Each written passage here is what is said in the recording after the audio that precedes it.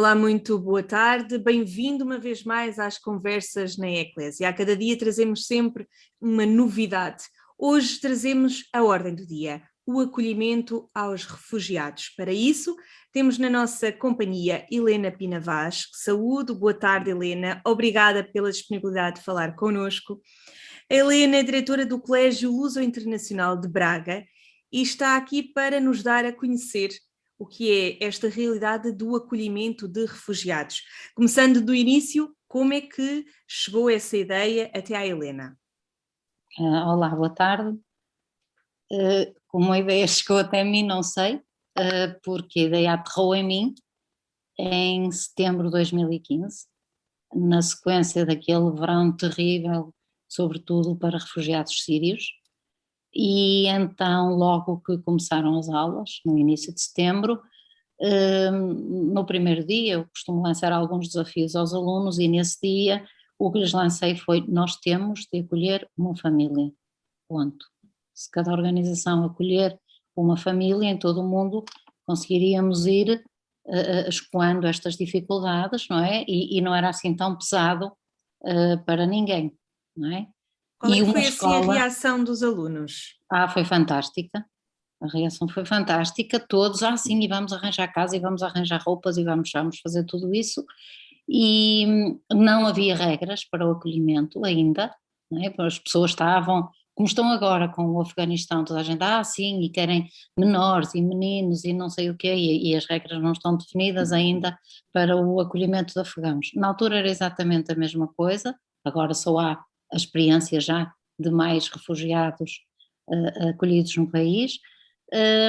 E então eu disse-lhes: havemos de fazer como em tudo, se é um problema arranja-se uma solução, pronto. E será preciso, obviamente, uma casa e tudo isso que vocês dizem, as roupas e trabalho e educação para as crianças e tudo mais. Portanto, vamos comprometer-nos, ajuda-me quem quiser, mas que vamos fazer isto, vamos. Pronto, e tudo foi tão receptivo que no dia seguinte até já tínhamos uma casa, porque havia uma das professoras do colégio que comentou em casa, tinha a casa dos avós fechada desde que faleceram e decidiram emprestar a casa. Portanto, isso, o problema maior ficou resolvido em 24 horas. Pronto, e portanto começamos a ver então agora como é que isto se faz, não é? Porque há regras, há leis, e por sorte 15 dias depois era publicada a criação da PAR, da Plataforma de Apoio aos Refugiados, com a qual nos identificámos logo no primeiro momento, e em outubro estávamos a assinar o protocolo como instituição anfitriã. Depois até acabámos por, um pouco mais tarde, em novembro, creio eu, até sermos convidados para ser uma das organizações a pertencer à Comissão Executiva da PAR, e o CLIV faz parte desde essa altura, também é essa comissão. O acolhimento na nossa comunidade teve imenso sucesso. De imediato os pais gostaram muito que os filhos tivessem essa experiência, que as crianças, aliás, é isso que me leva a esse projeto e a muitos outros, que é dar aos alunos a oportunidade de viver estas coisas, de ser parte da resolução dos problemas e de não serem apenas cidadãos muito bem informados: existe isto quer dizer isto por estas razões políticas, que até podemos explicar muito bem, e explicamos muitas vezes com pessoas que podem vir falar sobre o tema, que estudam ou que vivem, etc. Mas viverem eles próprios esta experiência é algo inigualável, não é? Portanto, tentámos passar a palavra e que outras organizações se juntassem a nós. Conseguimos que algumas fizessem, nomeadamente uma campanha que se fez junto às paróquias e que eu acho que estava na altura de fazer outra vez. E aqui em Braga, eu, por exemplo, abordei a paróquia a que pertenço, abordei a paróquia a que o colégio pertence, e consegui que isso tivesse receptividade. Na paróquia do colégio foi acolhida uma família que trabalha agora connosco, a senhora, inclusivamente, no colégio, e conseguem-se criar assim uma empatia e uma comunidade, uma proximidade desta família. Por exemplo, a paróquia é a nossa paróquia do colégio, o altar, A casa que a paróquia conseguiu é lá também, a 2 passos do colégio. O trabalho do pai da família, desde o início, lá também. E a senhora mal pôde pôr a menina mais pequenina na creche, veio trabalhar connosco. Portanto, esta família move-se em Gualtar, nunca saiu dali para nada e está bem, está muito bem. Estão agora a pedir a nacionalidade, são os dois bons trabalhadores e cidadãos muito integrados, tiveram já mais um terceiro bebê e, e estão muito bem. Portanto, há muitos casos de acolhimento e todos eles têm sucesso, uns mais, outros menos, obviamente. Os desafios, as pessoas às vezes perguntam a questão da língua, a dificuldade com a língua. A língua é uma dificuldade, mas que se ultrapassa muito facilmente com o recurso aos telemóveis em que eu falo em português e claro que tenho de adaptar um pouco o meu discurso, mas eu também já aprendi a falar português refugiado, não é? Que é frases simples, curtinhas, reduzir o número de palavras, não usar marcas, porque senão sai por ali um disparate no meio, se eu digo pelo meio uma palavra que representa uma marca e não o objeto. Só é dificuldade, mas isso a nós ainda não nos aconteceu, com famílias curdas que só falam curdo, porque não há tradutores para curdo. Mas é muito raro, normalmente falam outra língua para além do curdo, eu já tive várias curdas portanto consegue-se muito bem comunicar e ajudar as pessoas.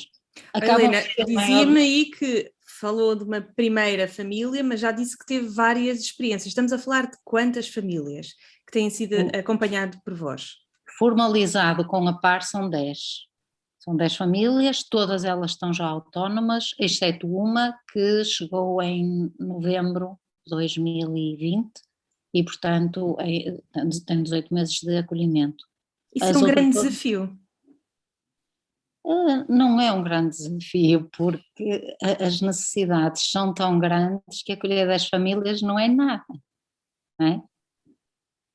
Por isso, e depois de se começar, é muito fácil aprender de umas situações para as outras, de falarmos com esta oportunidade que me está a dar de falar e que nós depois utilizamos nas redes sociais e utilizamos para falar com outras pessoas e pedir juntem-se a nós. Eu tenho, por exemplo, uma organização que já acolheu, e que agora se sente sem capacidade para acolher outra vez, mas que vai fazer uma parceria comigo a ajudar-me a acolher.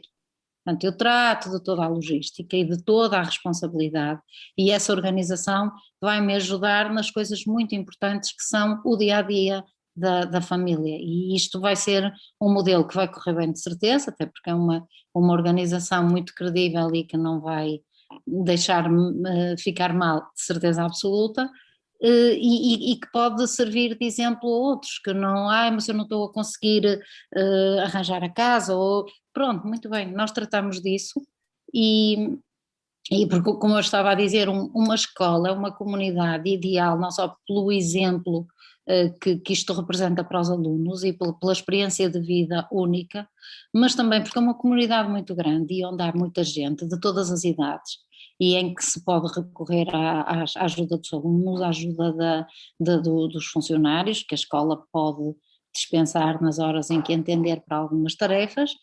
Também faz parte da nossa responsabilidade social enquanto há uma empresa por trás da escola, não é? E há os pais dos alunos, e eu tenho já neste momento pessoas que têm a sua forma muito especial de ser parte. Por exemplo, empresas onde eu peço um trabalho e consigo esse trabalho e já têm essa missão de saber, olha, ela vai receber mais uma família, já se sabe que nos vai pedir trabalhos, mas já estão preparados e já consideram isso.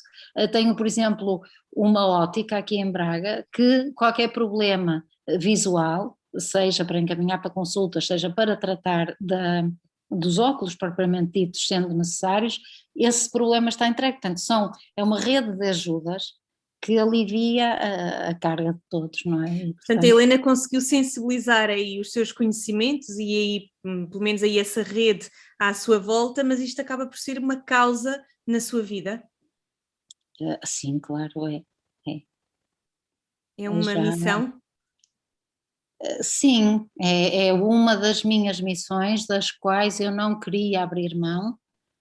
Às vezes há coisas que correm menos bem, porque também é preciso que as pessoas tenham alguma empatia comigo e podem não ter todos, não é? Sei lá, uma família teve ao ponto de logo teve uma criança, a criança deve se chamar Helena. Mas eu também lhes dizia, para vocês, se fosse menino era Cristiano e se fosse menina era Helena, depois são os únicos portugueses famosos para vocês. Portanto, e essas ligações mantém-se, e claro que há ali algo de especial entre mim e essa Helena pequena, ou uma família que há dias me liga e a pedir ajuda para o nome da menina que vão ter, e que queria um nome sírio, mas também queria um nome português, então lá chegamos à Maria e vai ser Maria Janate. Depois há outras famílias que às vezes pode haver alguma pressão da minha parte, porque me preocupo imenso com a vida deles, não é? E às vezes alguma pressão para que aceitem um determinado trabalho e posso também não estar logo consciente que a família ainda não está preparada para começar a trabalhar, mas eu preocupo porque é a altura de começar a trabalhar, não é? Mas eu tenho de ver isto com os olhos deles e de estarem preparados, ou homens que não estão mesmo à espera, e o que vale também é eu já ter a idade que tenho, porque se eu fosse mais nova ia ter muito mais dificuldades, porque um homem árabe não aceita propriamente que uma mulher esteja a orientar a sua vida. São questões culturais e as pessoas nasceram e cresceram com essa visão. Só quando me veem com uns olhos que muitos me veem de, alguns chamam mãe, e quando começa a entrar nesse patamar, e aí a respeitar um bocadinho mais que eu dê demasiadas opiniões na vida deles, não é? Já com africanos, por exemplo, isso não acontece, porque chamam-me mãe na mesma e vêm mesmo aqui uma filha que o que eu disser, eu já nem me atrevo a dizer muitas coisas, porque vejo que o que eu digo é mesmo para ser feito, e então eu até já me contenho mais um bocadinho. Eu tinha uma família, queria muito ter um quinto bebê, mas que só o teria se eu concordasse. E eu dizia, eu não tenho que decidir isso, eu acho que vocês já têm aqui uma vida muito complicada, e a senhora já não era nenhuma menina, mas quem sou eu para, ai não, mas é que se tu não concordares nós não vamos ter. Portanto, há ligações muito engraçadas e sim, isto fica para a vida completamente, que eu me vá cansar desta experiência está fora de questão, pelo contrário, portanto, e por outro lado vejo que é mesmo muito preciso não desistir, para ver se conseguimos dar um pouco o exemplo a outras organizações que se entusiasmem e se juntem a nós.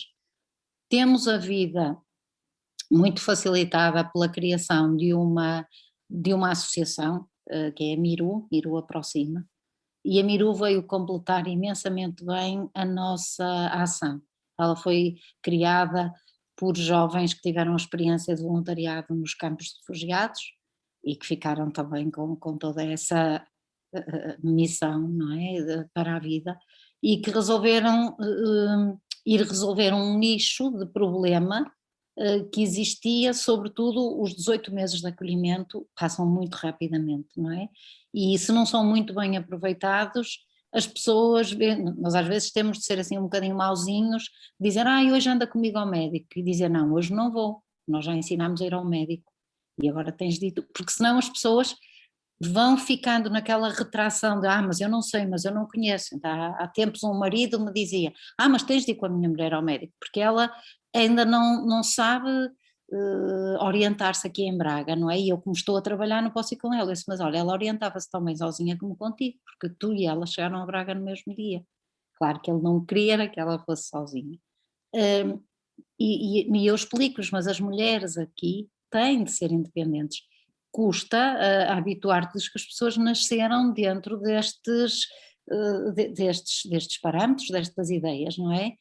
E também é nossa missão ajudar, não vamos impor nada, mas vamos explicar aqui para se sobreviver e se conseguir, é preciso a gente mexer-se, não é? E com os autocarros e com tudo isso, portanto também faz parte do nosso papel fazer essa organização dos 18 meses, de forma a não pensarmos, coitados, é só 18 meses, vou fazer tudo por eles, e depois no fim dos 18 meses a pessoa acaba por se cansar e até já nem quer acolher outra família porque os 18 meses foram muito desgastantes. Temos de ter aqui um equilíbrio também, não é? De saber dizer não, agora não pode ser assim, agora, olha, agora fui-te arranjar este emprego, agora estás-me a deixar ficar mal com as pessoas. Também temos de ir reagindo um bocadinho para equilibrar o nosso próprio entusiasmo, não é? Porque senão, pronto, faço tudo durante 18 meses e no fim, não quero acolher mais porque isto foi muito, muito cansativo, não é? Tem-de-se fazer aqui uma gestão do tempo, da energia, dos recursos, de tudo e mostrar às pessoas como é que se vive em Portugal. Por exemplo, a legislação laboral, hum, toda a organização laboral para eles é um problema, porque as pessoas estão habituadas nas suas culturas a telefonar para as pessoas com quem trabalham, dizer, olha, hoje não posso ir trabalhar. E as pessoas ou berram do outro lado e dizem, não, mas tens de vir porque isto ou por aquilo, nem que diga que está doente, e então aí vão, nem que estejam doentes. Ou se nós fazemos o que fazemos, quer dizer, ok, qualquer entidade patronal diz, ok, está-me a dizer que não vai trabalhar, ok, vai-me transtornar, vai isto, vai aquilo, e ao fim de uns dias até se tem um contrato precário até vai perder o emprego, não é? Mas no momento dizem ok, as pessoas interpretam este ok como uma concordância com a falta e depois ficam muito surpreendidos que no fim do mês o dia não seja pago, ou que depois digam já faltaste não sei quantas vezes, e as pessoas dizem faltei, mas tu disseste-me ok. Portanto, há aqui muita coisa que é muito mais difícil de aprender, é muito mais difícil o papel deles, do que de ensinar. Nós, pois é, olha, isto aqui é incrível em Portugal, ui, a lei laboral é muito difícil, muito complicado, é verdade, sim, sim, e dar razão e explicar como é que é. Isso é muito mais fácil do que passar de um paradigma completamente diferente, uma facilidade maior. Não posso ir trabalhar na sexta, mas depois vou sábado ou domingo. E aqui o sábado e domingo a empresa está fechada e não se vai mesmo, não é? Portanto, as pessoas estavam habituadas a um estilo de vida do que eu aprendo com eles é que estão certos. Seja a conduzir, não é? Que em vez de respeitarem as regras rigorosas que nós temos, ainda outro dia um senhor telefonou-me e disse, olha, eu agora bati com o carro que na rotunda meti-me, pronto, não se podia ter metido, mas ele achou que se metia, que da próxima vez é o outro que se mete e ele deixa passar, e nós não, é assim, é para parar, parou, se não para, bate, e eles acabam por ter menos acidentes, menos aborrecimentos do que nós temos com as coisas tão rigorosas e a forma de viver. Outra Estas lição que eles nos dão. diferenças culturais também que vão aprendendo e que ao mesmo tempo a Helena também vai acompanhando, não é? Além dessas ligações fraternas que me diz. Oh, Helena, deixa-me perguntar-lhe, e a comunidade escolar também durante este acolhimento a 10 famílias foi-se transformando, foi-se enriquecendo de alguma maneira? Sim, completamente. Logo na primeira família que acolhemos, tive uma mãe que me veio contar num fim de semana, olha, meu filho, tinha 8 anos na altura, estava num piquenique e falou-se de refugiados, e ele começou a falar sobre o tema, e algumas pessoas interpelaram, que estás para aí a falar de refugiados, o que é que tu sabes do assunto? E ele disse, sei muito bem, porque eu tenho na minha escola, conheço os meninos, conheço as histórias, conheço esta realidade, e foi respeitado na conversa, não é? Por isso. Portanto, só tive uma vez uma oposição de um pai que achou que um dos senhores refugiados não tinha bom aspecto, e eu disse-lhe, olha, não julgo pelo aspecto e conheço melhor a vida destas pessoas, porque antes de virem recebo um relatório, do que conheço as das famílias que chegam aqui e que inscrevem um filho na escola e nós não sabemos nada sobre as pessoas, portanto não podemos ter esse tipo de preconceitos e o senhor aceitou a minha explicação e foi a única oposição que eu tive até hoje. Já tive inclusivamente até alguns tradutores árabes que me perguntavam às vezes em conversas a brincar comigo, então mas tu não tens medo que no meio destas famílias venha um terrorista? E eu disse, não, nem sequer penso nisso, porque tu já pensaste se na tua família de repente não descobres que existe um terrorista, não é? Porque quem de nós pode garantir que não, que isso que não lhe vai acontecer? Portanto, são mesmo ideias que nós temos e que ouço recorrentemente nas redes sociais, é habitual alguém saber que recebemos uma nova família e desejarem que quando rolar uma cabeça a primeira seja a minha. Porque as pessoas partem do princípio que os refugiados vêm para fazer mal, vêm de países onde há muita violência, da qual eles foram vítimas, e acham que eles vão ser os agentes da violência sobre nós. E isso é de uma ignorância grande, não é? Mas também a minha resposta é: se eu tiver de morrer por causa disso, é melhor do que atropelado. Por isso também não é por aí que vou desistir a pensar nisso, mas que não penso mesmo, que acho muito injusto, porque as histórias de vida destas pessoas, e algumas em particular, são de uma brutalidade que não nos pode deixar indiferentes. A pergunta que se impõe, Helena, dessas 10 famílias que já recebeu, teve algum caso de violência? Teve aí algum caso que teve de reportar? Comigo, connosco? Eventualmente, sim. Nada, zero. Não, nenhum. Nunca nenhuma situação de algumas conversas que às vezes podem ser um pouco mais, mas normal entre as pessoas, mais inflamadas, mas por causa disso, por eu me estar a meter, tenho consciência que é por eu me estar a intrometer na vida das pessoas, a dizer que devem aceitar este trabalho, ou a convencer os maridos a que deixem as mulheres. Às vezes elas me dizem: mas eu não quero ter mais filhos, e ele é que me obriga, e eu tento. Isto é um atrevimento enorme da minha parte, estar a tentar debater com um árabe que respeita o facto de a mulher não querer mais filhos. Mesmo assim, eles tratam-me sempre com respeito. Podem ficar zangados comigo, podem se queixar que eu não tinha nada de que me meter, mas extremamente respeitadores comigo e com toda a gente. E ainda há dias vi este fim de semana nas redes sociais dois das nossas famílias sírias, dois dos pais de família, às compras no mercado, foram apanhados por uma ação de campanha do candidato que é atualmente presidente da Câmara, e a festa que eles fizeram a tirar fotografias com ele e a divulgarem, porque se sentem, eles perceberam a ação que estava a passar e sentem-se cidadãos, não vão votar porque ainda não o podem fazer, mas sentem-se integrados. Ainda há dias uma das nossas refugiadas, que tem a história pior de todas as que eu já toquei, e numa entrevista o jornalista perguntava-lhe o que é para si a palavra refugiado, que carga é que isto tem, que peso é que isto tem, e ela dizia: não tem peso nenhum, nem tem carga nenhuma, porque eu vivo aqui tão bem e tão feliz e sinto-me tão bem recebida que eu considero-me não sou, mas considero-me uma cidadã portuguesa. Portanto, a palavra refugiado não se aplica a mim. Foi este testemunho que trouxemos hoje às conversas da Eclésia, ao qual agradeço, Helena, por este tempo, por esta disponibilidade, mas também por desfiar essas suas experiências, essas ligações fraternas que tem vindo a ter também com essas 10 famílias, e que grande coragem, deixe-me dizer, de poder abraçar essas 10 famílias. Obrigada.